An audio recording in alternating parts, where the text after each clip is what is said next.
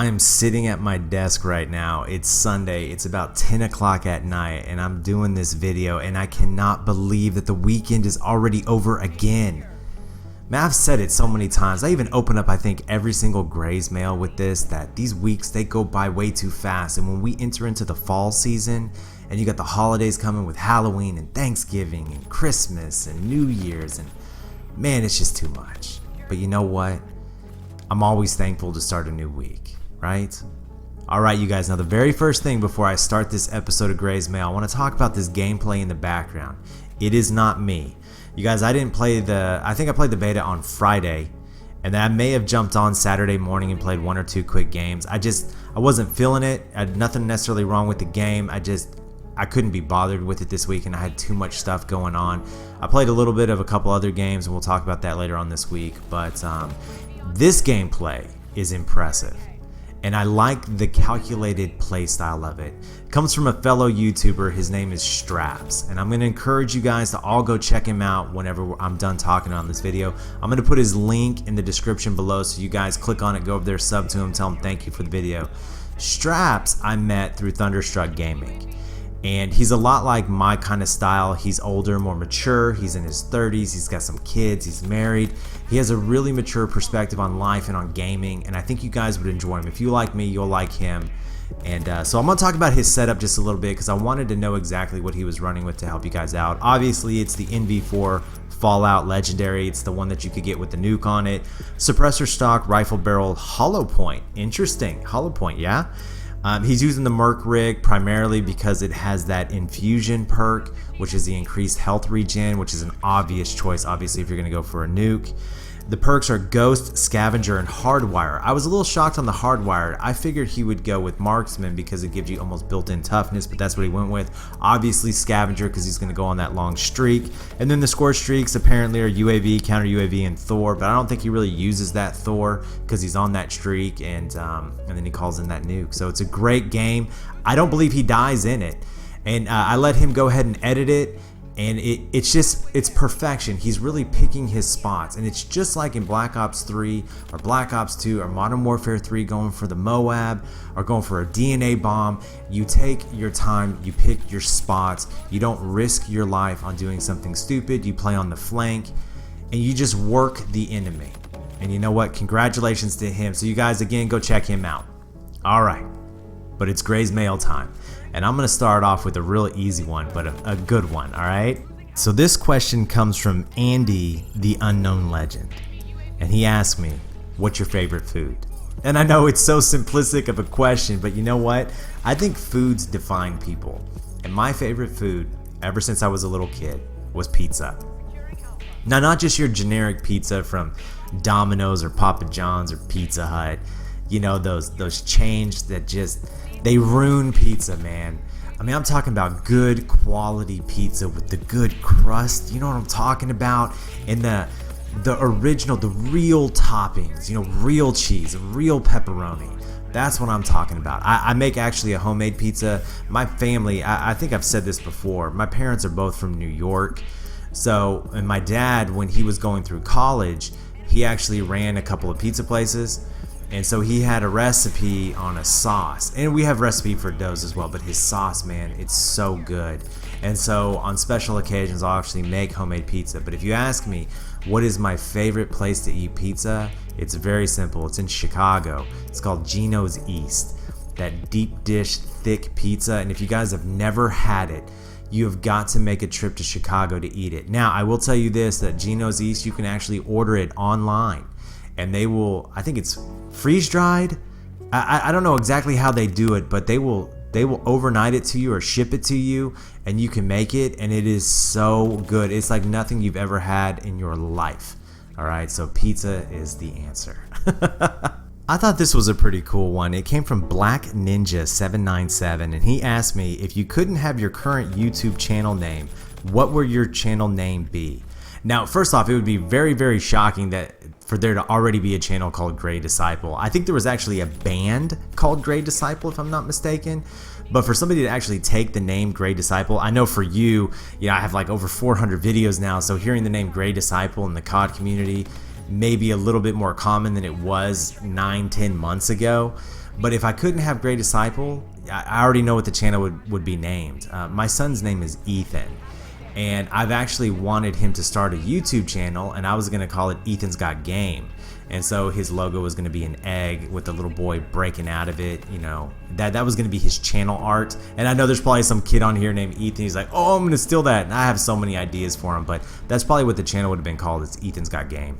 This was a pretty cool one, and I've actually had people ask me to talk about sports on the channel, and I've considered doing it. I'm not as into sports as I once was, but of course I have a perspective on sports in general, and I like the Dallas Cowboys. I mean, I grew up in Irving, Texas, where the original stadium was for the Cowboys, and actually it wasn't the original stadium. The original stadium was the Cotton Bowl, wasn't it? I believe it was the Cotton Bowl. Anyways, but this is an interesting question. It's a sports question. I've been asked them before, and it comes from Ragin' Campa Killer. Now, he's a Patriots fan, all right?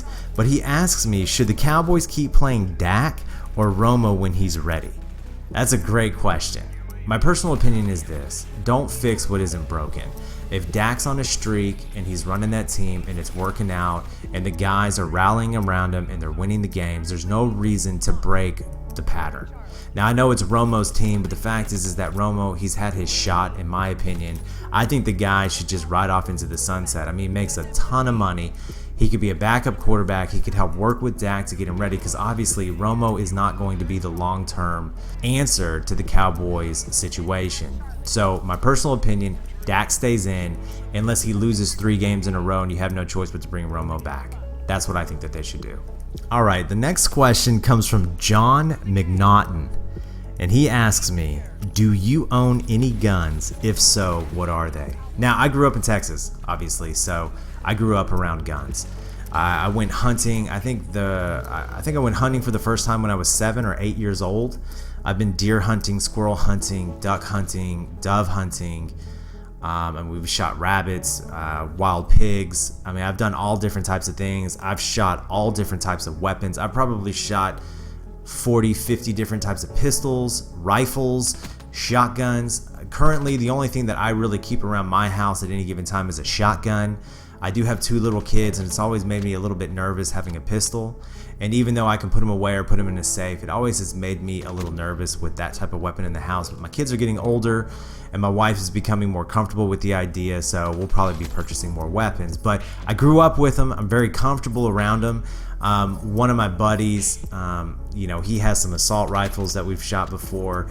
At one point, my neighbor was a former colonel in the military, and he's taken me out to the firing ranges to shoot off M4s and M16s and AK-47s. So completely comfortable around guns, but as for right now in my house, I don't keep an arsenal of any type.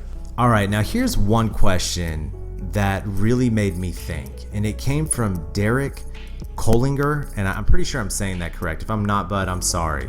And he asked me this. I mean, obviously at this point you guys know that I'm a Christian, so the question is this: what is one Bible verse that has helped you the most in life? There is a lot in the Bible, and at any given time in your life, certain verses are going to speak to you more than others. Or when I was younger, certain verses in certain books would mean more to me than where I am now in my life, because I have a wife and I have kids.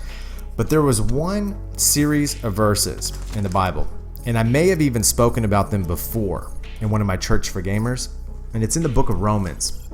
Now, Romans was written by a man named Paul, and Paul is arguably the greatest Christian to ever live, outside of Christ, of course, because I mean he wrote the majority of the New Testament inspired by God. Okay, well, in Romans chapter 7 verse 15, there is a series of verses I'm going to read to you, and I'm going to tell you why it means so much to me at this point in my life, and why it has consistently meant the most to me in my walk as a man for God.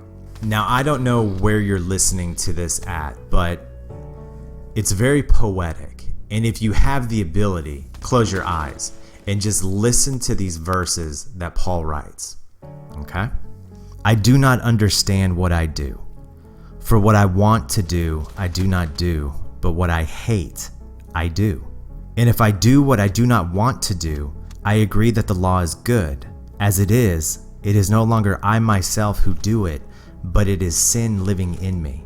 I know that nothing good lives in me, that is, in my sinful nature. For I have the desire to do what is good, but I cannot carry it out. For what I do is not the good I want to do. No, The evil I do not want to do, this I keep on doing. Now if I do what I do not want to do, it is no longer I who do it, but it is sin living in me that does it. So I find this law at work. When I want to do good, evil is right there with me. For in my inner being, I delight in God's law, but I see another law at work in the members of my body, waging war against the law of my mind and making me a prisoner of the law of sin at work within my members. What a wretched man I am. Who will rescue me from this body of death? Thanks be to God through Jesus Christ our Lord. Now what he's speaking of is this. It's that inner struggle that all Christians have. That you have this desire to serve and to follow God, but every time you try, sin is right there with you, pulling you away. It's that ultimate battle in your life, the flesh versus the spirit. And we have Paul, who is arguably the greatest Christian man to have ever walked the earth, telling you that he is a wretched man. This guy was amazing. If you read the New Testament about his journeys and the things that he accomplished, it is bewildering that he would call himself a wretched man. And it puts me at ease, because if Paul struggled with this, then it's okay that I'm struggling. See, Christians are not perfect. Christians understand that they are not perfect. A true Christian acknowledges that they're fallen and that there is a struggle, and that struggle brings them closer to Christ, who forgives. And that is why those verses speak volumes to me, and have probably since I was 20 years old. I hope that answers your question. As always, you guys, I thank you for tuning into A Gray's Mail. If you have questions of your own, put them down below, whether they're simple or deep. I'll do my best to answer them if I feel like they fit. Hit that thumbs up button, and as always, if you're new to the channel, subscribe, because I'm here every day.